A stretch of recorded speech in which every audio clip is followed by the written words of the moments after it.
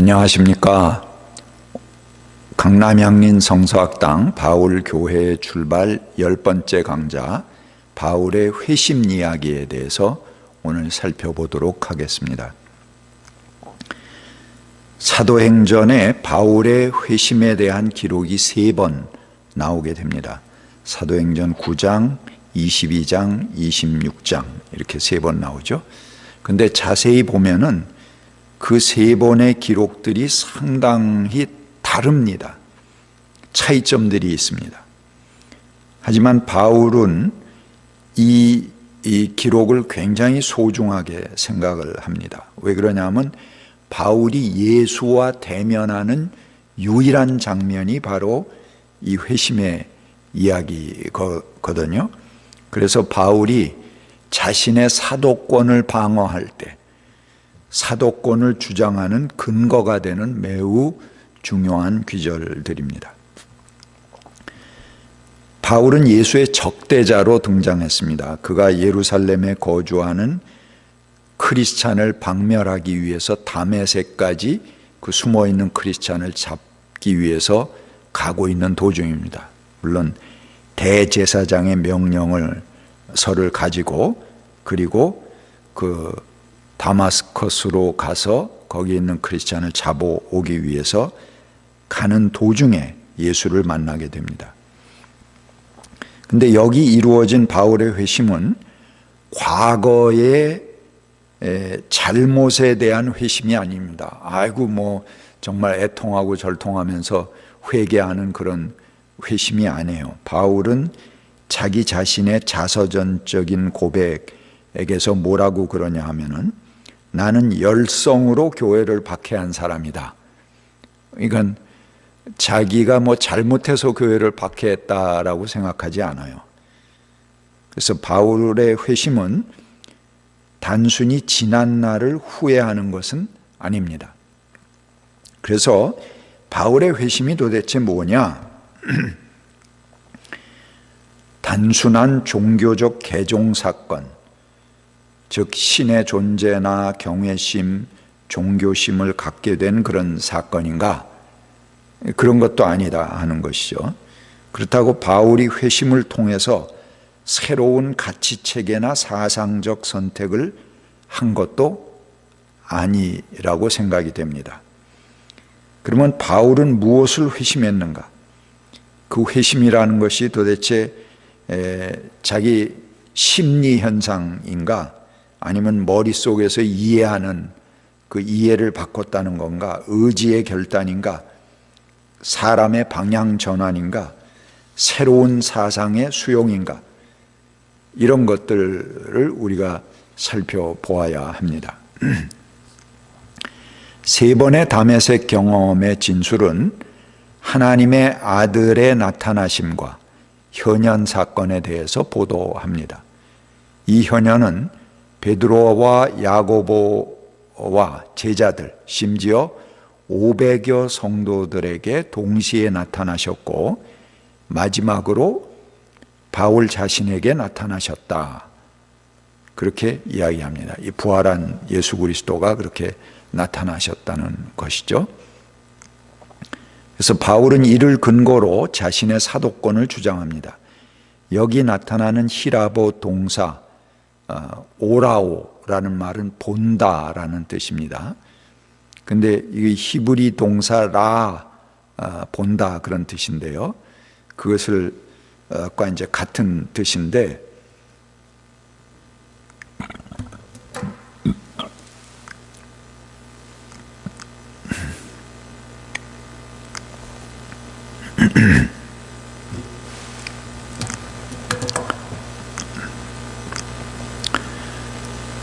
바울은 이를 근거로 자신의 사도권을 주장합니다. 여기에 나타나는 히라보 동사 오라오라는 말은 본다라는 뜻입니다. 히브리어 동사로는 라라고 합니다. 근데 여기 그 동사의 단순 과거 수동태인 옵세를 쓰고 있습니다. 근데 이 표현은 창세기 46장 29절에서 에집트의 대신이 된 요셉이 가뭄으로 식량을 구하려고 그 아버지가 갔죠. 야곱에게 나타날 때, 그리고 출애굽기 10장 29절에서 모세가 하나님 앞에 나타날 때, 또는 사람이 하나님 앞에 나타날 때, 1년에 몇 번 제사장 앞에 나타날 때, 이럴 때 이 동사가 쓰입니다. 다시 말하면 아주 역사적이고 결정적인 시간에 하나님의 현존이 나타나는 그런 장면에 쓰는 동사입니다. 바울은 예수 생전에는 한 번도 예수를 만난 적이 없습니다. 하지만 그는 이방인 사도로 부르심을 받았다고 말합니다. 사도행전 2장 9절부터 11절에 보면 이미 이방인들이 선교의 대상이 됩니다. 여기에 나타나는 이방인 목록은 당시의 모든 세계가 다 포함되어 있습니다. 이 마가의 다락방에 전 세계의 이방인들이 거기 다 모인 것으로 그렇게 서술을 하고 있습니다. 이것은 벌써 이 선교가 전 세계적으로 나갈 것이다 하는 것을 이제 암시하는 대목이라고 볼 수 있겠죠. 이것은 단순히 외국에 흩어진 유대인들이 절기를 맞아서 예루살렘에 들린 것을 말하지 않습니다. 목록 중에 유대인도 포함되어 있습니다. 이것은 사도행전이 앞으로 나아갈 방향을 예시하는 것입니다. 그 비전을 축약해서 제시한 것으로 보입니다. 이방인의 사도라는 의미는 단순히 그들을 대상으로 하는 것이 아니고 이방인에게 할례를 요구하느냐 아니냐의 문제가 쟁점을 이루게 됩니다. 사도행전 15장의 예루살렘 회의에서 사도들 중심한 예루살렘 교회와 바울을 중심한 그 안디옥을 중심으로 한 이방인 교회가 단판을 짓지 않습니까? 근데 거기서 그 단판을 지은 것은 이방 선교의 독자성을 인정한다. 그러니까 할례를 꼭 받지 않아도 된다 하는 것을 인정한 것이죠. 그 당시에 바울 선교의 중요한 그 핵심 내용이 바로 그 할례의 문제였다고 생각이 됩니다. 오순절 후에 제자들은 성전에서 말씀을 전했습니다. 사도행전 3장 4장에 보면 그 성전에서 말씀을 전한 얘기가 나오죠. 그러다가 사울의 박해로 예루살렘 교회의 교인들은 전 지역으로, 유다 지역으로 흩어지게 됩니다. 교인들은 눈물바다가 되고 큰 절망감으로 예루살렘 교회를 떠날 수밖에 없었습니다. 그래서 처음으로 쫓겨간 곳이 사마리아 지방입니다. 그런데 이것이 이방 선교의 계기가 되는 첫 걸음이었습니다. 쫓겨난 빌립이 사마리아 성에서 복음을 전했고, 그리고 사도행전은 오히려 그 쫓겨나고 울고불고 간 사람들의 이야기를 전하면서 별로 슬프지 않아요. 사도행전은 그 성에 기쁨이 넘치게 됐다, 그렇게 전하고 있습니다. 그리고 빌립이 남쪽으로 계속 내려가면서 에디오피아의 여왕 간다게의 내시라고 그랬지만 왕의 관직을 맡은 대신인 셈입니다. 그를 만나서 세례를 주는 이야기가 나옵니다. 근데 왜 하필 내시인가? 이것은 크리스찬이 되는 조건으로 세례 외에도 할례를 요구한 예루살렘 교회, 그 사도들의 요구에 문제를 제기하는 것입니다. 그래? 그렇게 크리스찬이 되는 조건으로 유대 전통 의식인 할례를 고집하게 된다면은 그러면 이 내시는 어떻게 할래?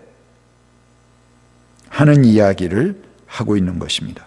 만약에 그 유대 전통으로 할례가 세례와 병행해서 기독교인이 되는 조건이었다 한다면은 아마 인류의 반인 여성들은 크리스찬이 될 수 없었을 것입니다.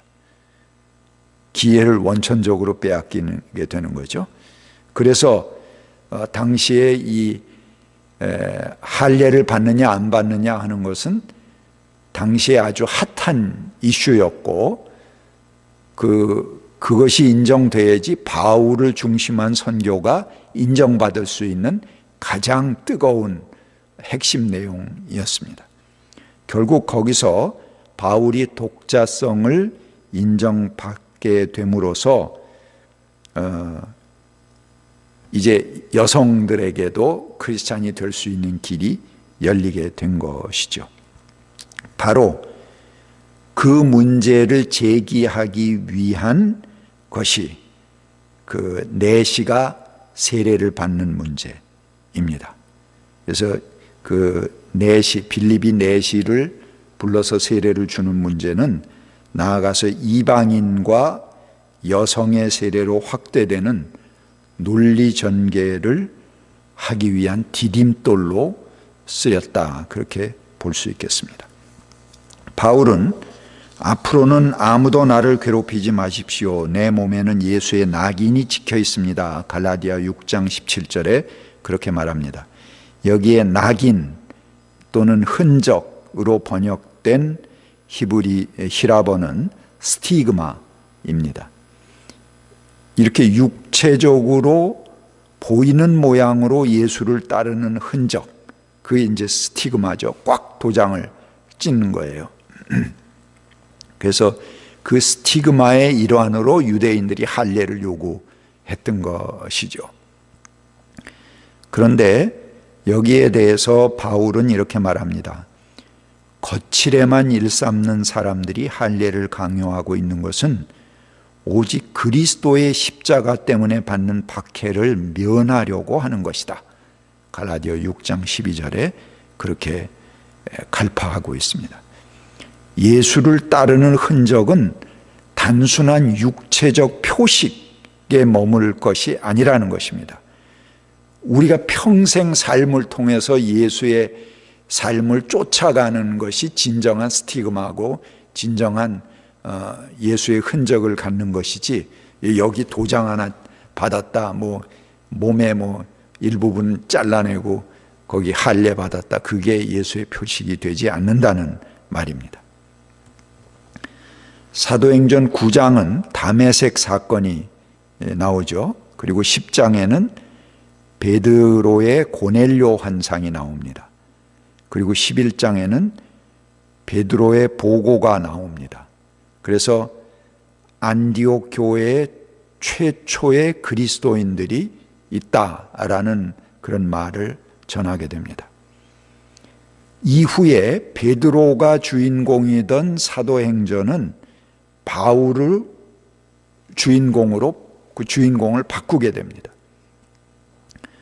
그 사이에 왜 베드로가 본 환상과 그가 예루살렘에 그 보고한 내용들, 이런 것들이 삽입되었는가? 이것은 당대의 기독교 선교의 큰 두 가지 축, 즉 이방인과 유대인 선교가 서로 협력하는 가운데 이루어졌다는 것을 보여주는 것입니다.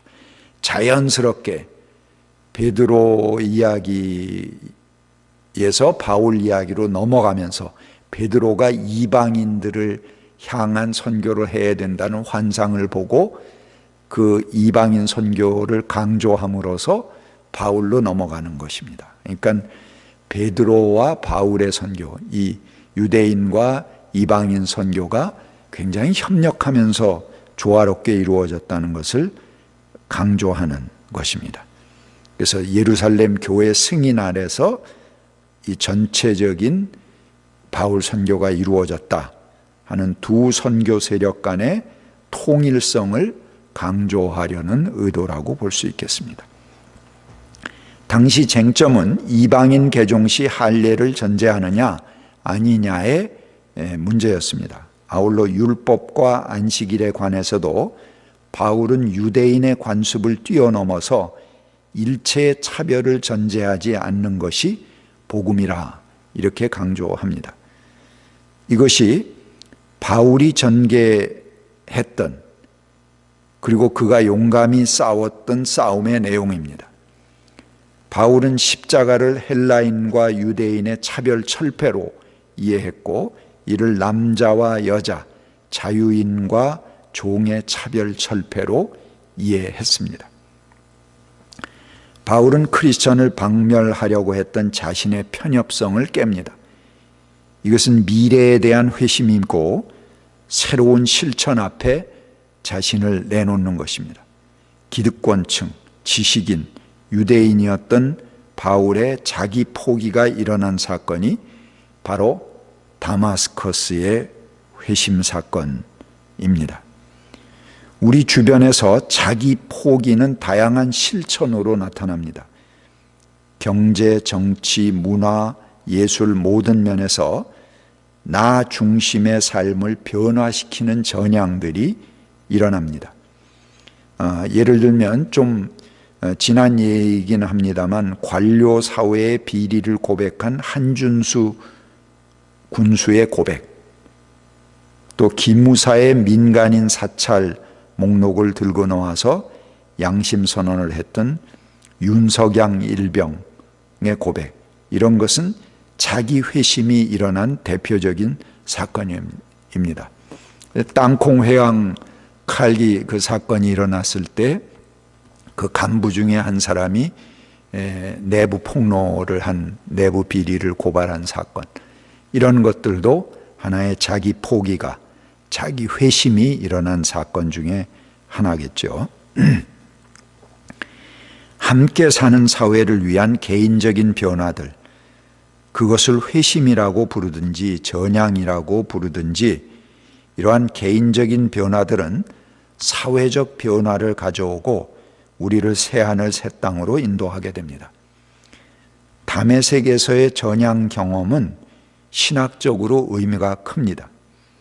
그 첫째 의미는 계시의 경험이 변화된 것을 뜻합니다. 계시가 어떤 객관적인 증거에 의거하거나 타인이 인정할 만한 어떤 계시 체험에서 유래하기보다는 우리의 내면적 결단에 의해서 그리스도를 만나고 인식하는 것이다 라는 것이 다메섹의 회심 사건이 주는 메시지라고 볼 수 있겠습니다. 두 번째는 사도의 범주를 확장합니다. 예수와 동시대의 경험을 가지고 제자들에서 다음 세대에 오는 모든 사람들에게 예수를 따르는 사도의 길을 개방하고 있는 것이 바로 다메섹의 회심 경험이다, 그렇게 말할 수 있겠습니다. 오늘 여기까지 말씀드리겠습니다. 감사합니다.